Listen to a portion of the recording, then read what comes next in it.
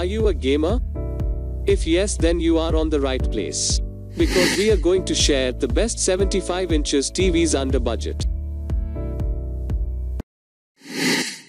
The number 4 on the list is Samsung QN90A.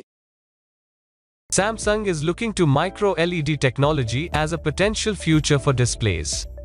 But as of now, it's still wildly expensive and only available for custom installed projects. In the meantime, the company is staying fairly conventional for most of its TVs, sticking with an LCD panel, backed by an LED backlight. It's pushed what those well-established components can do very far, and that shows in the QN90A, Samsung's flagship 4 Kelvins TV.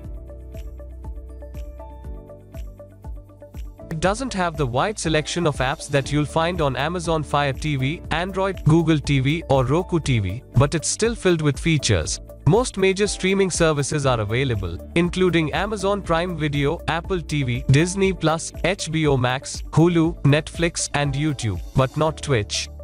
The platform also supports wireless screen sharing of iOS devices and Macs over Apple AirPlay, and Windows 8.1 and 10 PCs over WIDI. A multi-view mode shows two sources at once, and when you aren't actively watching something, a low brightness ambient mode will display art while consuming less power. We test TVs using a Klein K80 colorimeter, a Murideo 6G signal generator, and portrait displays. We also use Calman software, using methodology based on Imaging Science Foundation's calibration techniques. The Samsung QN90A is a 4K TV with a 120Hz refresh rate.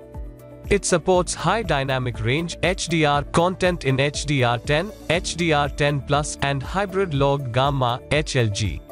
It doesn't support Dolby Vision. The QN90A is easily one of the brightest TVs we've tested, and it also has incredible black levels thanks to its use of a mini LED backlight array, not the same as Samsung's micro LED video wall, where LED clusters are used for individual pixels but still using hundreds of tiny LEDs to adjust the brightness of the picture. The number 3 on the list is TCL 75R635. The TCL 6 series is the flagship TV in TCL's 2020 lineup. It provides very good overall performance and is an upgrade from its predecessor, the TCL 6 series R625 2019. Its QLED technology helps provide a very wide color gamut for HDR content, and it gets bright enough in HDR to make highlights really pop. It has a VA panel with an outstanding contrast ratio, but that comes at the cost of its narrow viewing angles. There's a full array local dimming feature, but some may be disappointed to know it doesn't perform well and results in blooming around bright objects. The built-in Roku Smart platform is easy to use and has a ton of apps you can download.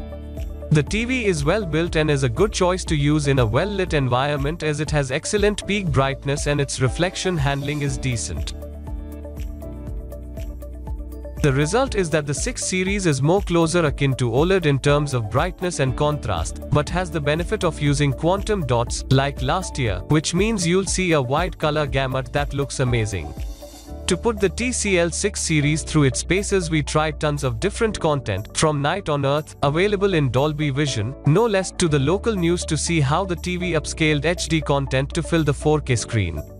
Because there's still a dearth of 4 Kelvins HDR content out there, the 6 series still relies really heavily on its AIPQ engine to transform HD to 4 Kelvins content. It does this using 3 algorithms, one for color, one for clarity, and one for contrast, and the results, so far, do seem better than last year.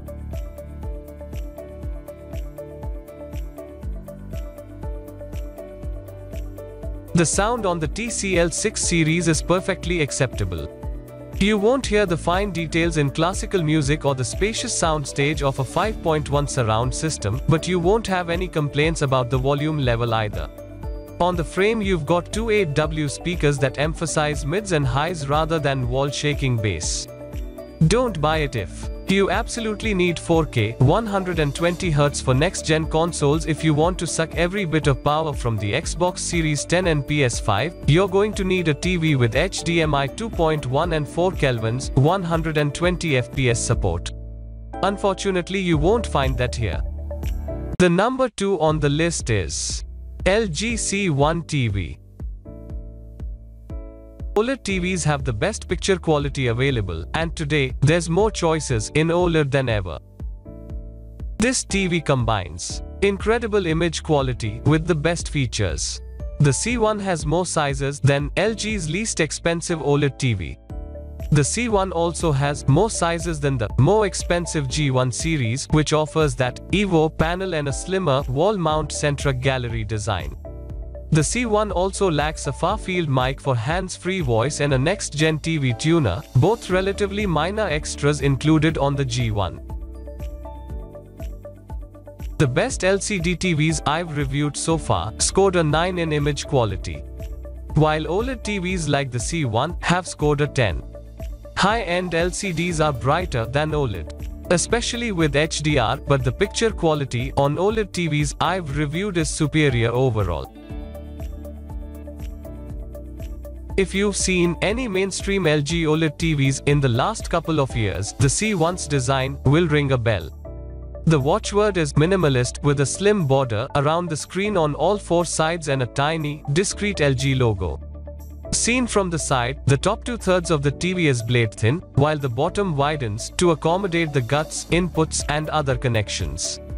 The stand is basically the same as the CX from last year, running almost the whole width of the panel in the front and incorporating a very heavy base at the rear that kept my review sample admirably steady. The C1 isn't missing anything I'd expect on a high-end TV. Aside from the EVO panel, the C1 has the same image quality features as the step-up G1, starting with the new Gen 4A9 processing chip that adds scene detection and upgraded object enhancement over last year's version. Both the G1 and C1 also have a 120Hz refresh rate. It has 4 HDMI inputs with HDMI 2.1, HDCP 2.2. It has 3 USB 2.0 ports. It has optical digital audio output. It has analog audio 3.5mm headphone output. It has RF antenna input.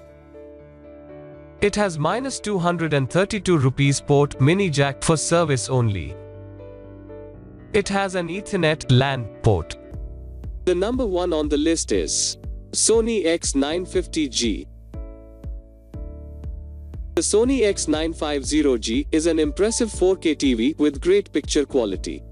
It can display deep blacks in a dark room, thanks to the high native contrast ratio and full array local dimming support. It can get very bright and delivers great HDR performance full of bright, vivid highlights. It has excellent motion handling due to a nearly instantaneous response time that makes the image look crisp and leaves fast-moving objects with very little blur trail. The input lag is very low, which makes it an excellent choice for gamers that are looking for a very responsive TV.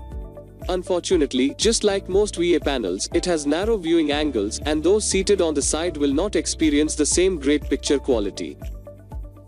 The X950G has remarkable out-of-the-box color accuracy.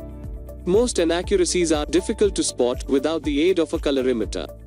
The color temperature is almost spot on the 650OK target, and the gamma follows our curve very well, so most scenes are displayed at the correct brightness.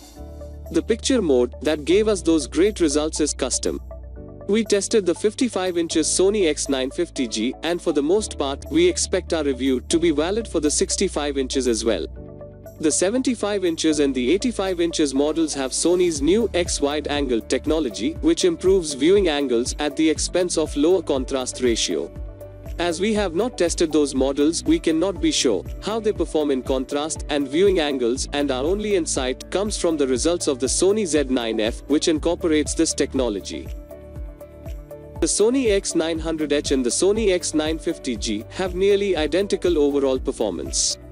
The X900H has better local dimming, better screen uniformity, and its input lag is lower. However, the X950G gets brighter in SDR and HDR, and it has much better reflection handling. The Sony X950G has an outstanding low input lag when in game mode, and it remains low across all supported resolutions.